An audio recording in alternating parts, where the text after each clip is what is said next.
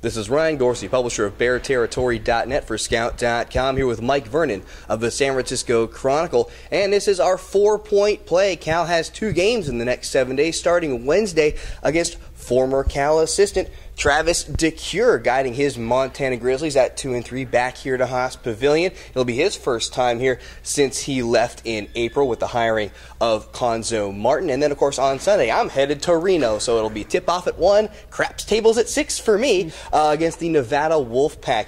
Cal playing up there in Reno. That should be another good test this weekend. Montana, not an incredibly fearsome opponent. Again, 2-3 against mediocre competition. Took Boise State to 2 overtimes. But, hey, that's not upsetting Syracuse on the road, essentially at their home yard, or their home barn up there at Madison Square Garden. First point we want to get to, obviously Travis DeCuire coming back. He recruited a lot of the guys that are on this current roster. Really, Brandon Chauca and Kingsley Okoro, the only 2 that he didn't recruit, or at least have a part in their recruitment. Of course, remember last year, 5 freshmen. You have Sam Singer, you have Roger Mutea-Bedias, you have Jordan Matthews, you have Jabari Bird, and you have Cameron Rooks go in and try to talk to the chancellor to advocate for Travis DeCuire to be the next head coach. He wasn't home, and it wound up being Cuonzo Martin. So seeing Travis DeCuire back here is going to be great. Obviously gave 6 great years here to Cal, was the associate head coach under Mike Montgomery, was his chosen successor. It should be nice to see him back here, a nice little reunion. There will be another reunion of sorts, and that will be Brandon Chauca with the basketball and on a basketball court. He's finally back. He is back. He'll be eligible to play. It's his first game since getting cleared by the NCAA. I'm not sure how much he'll play. I bet Cuonzo tries to get him some minutes here in this first game. A game that Cal should handle. They've got the motivation they need with their old coach coming back, so they should be in decent shape. Of course, it didn't work against Fresno State, another team with an underwhelming record. But I think Chauca should get some action. He's the only really true point guard on this team, and he's a little guy. You'll see that here coming up. He's not a big guy, but he's little, he's fast, and he can pass the ball. He's a true point guard. Now, of course, Cal is going to have a notable player out of the lineup in Jabari Bird. Perhaps he's still questionable. I think it's safe to assume right now that you're not going to see Jabari Bird on Wednesday. We can't even project out to Sunday. But Jabari Bird's kind of had a weird up and down season, it seems. You look at the numbers, and he'll go 16 points on 6 of 10 shooting, and then against number 23 Syracuse, and then just 5 points on 2 of 8 from the floor against number 10 Texas, followed by a season high 18 points against Cal Poly, and then just 4 points on 1 of 9 against the Bulldogs. I mean, hot and cold doesn't even begin to describe Jabari Bird at this point. No, and when you talk to the coaches, that's what they say. They want more out of Bird. They want him to be more aggressive and more consistently aggressive would be a good way to put it. I think is what they want from him. And he still just doesn't have that dominating personality that you maybe expect from a guy like Bird that came in with the hype that he does have, that he did come in with, but that he has shown flashes of it. And that's what we've seen. Flashes of it coming out, and then it kind of fades back. And Cal has other options right now, which is making that okay. But in some of these tougher Pac-12 games, he's going to need to be far more consistent than he's been so far. In Jabari Bird's first 4 games, he had 13, or his first 3 games, he had 13 rebounds, and then just, I think, 5 or 6 over the past 3. So really, you hope that Jabari, there's something there that he can depend on, something that he can fall back on when the scoring's not happening. And it certainly hasn't been rebounding, which is a concern. Well, that's a good sign of a player's aggression right there. I mean, he's athletic enough to have bigger rebounding numbers.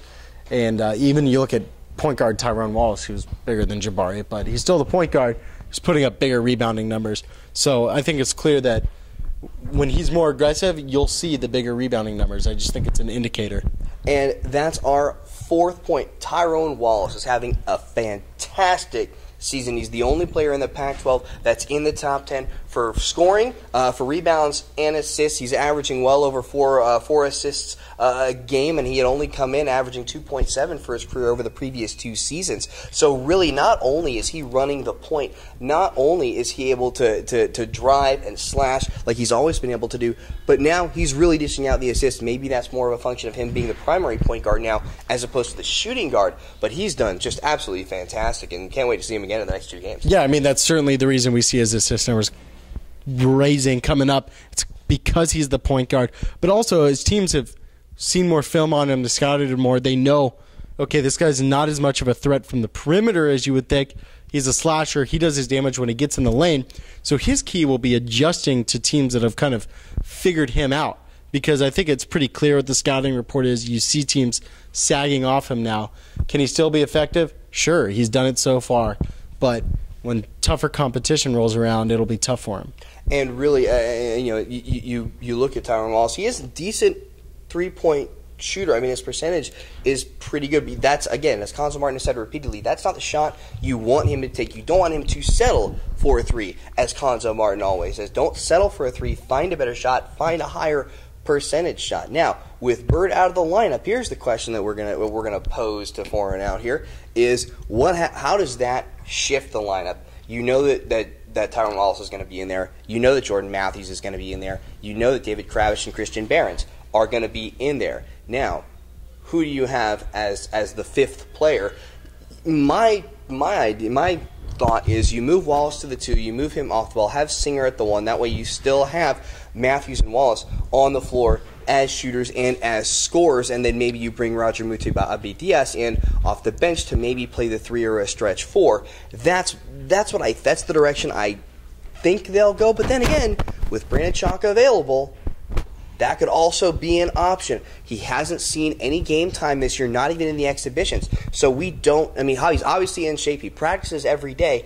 But game shape and practice shape are different animals. And seeing guys that are now 1.5 feet taller than him in the post, what's that going to do for him? So the point guard situation that we thought was maybe sort of pretty much settled at this point with Tyrone Wallace having Singer come off the bench, now maybe we could see a little bit of a shift in the lineup. Well, it's because of an injury, and I think you're probably right. I think we'll see Singer point guard, Wallace at the 2 guard, Matthews at the 3, or 2/3 for both of those guys. Or Conzo could go big and play with a Dwight Tarwater at the 3. I think that's another option. I'm not sure. That would probably be my second guess, but I could definitely see Tarwater being in the starting lineup, and you've got Wallace, Matthews, Tarwater, and it's just kind of a bigger group. But Tarwater can certainly shoot the ball, and he's competent at that level, and I don't think the lineup would miss much of a beat. Especially against teams like that's Nevada the important part.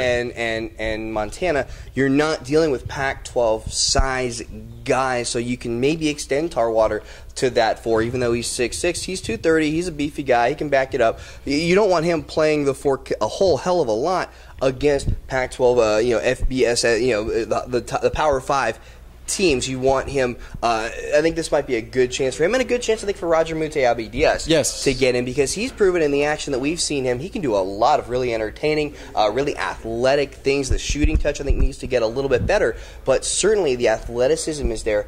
I think that plays. They say in baseball, if the guy can't feel well, his bat plays. Well, I think Roger Mute-Abdias' athleticism plays. I think that's going to mask a few things, particularly, again, against teams like Reno and Montana. Certainly. No, he's long, he's strong, and he can jump.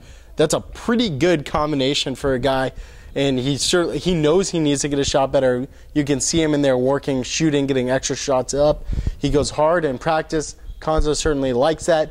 He's improved a ton from last year, and I think we'll see more of him as the season progresses. And the man we've kind of almost forgotten here, David Kravish. He's Who? David Kravish, 16 blocks away from the school all-time record. You'd have to think he's going to be getting that this seaseason. He's already among the top rebounders and the top shot blockers in the conference. And Kingsley Okoro is creeping up there a little bit too. 7'1" in the lane, and he really creates a lot of problems. We'll see what kind of problems it creates for Montana on Wednesday. So, for Mike Vernon of the San Francisco Chronicle, this is Ryan Gorsey of BearTerritory.net and Scout.com. Again, 7 p.m. tip-off on Wednesday, 1 p.m. tip-off in Reno against the Wolfpack on Sunday. Thanks for playing along. We'll catch you on the flip side. You know it! You know it!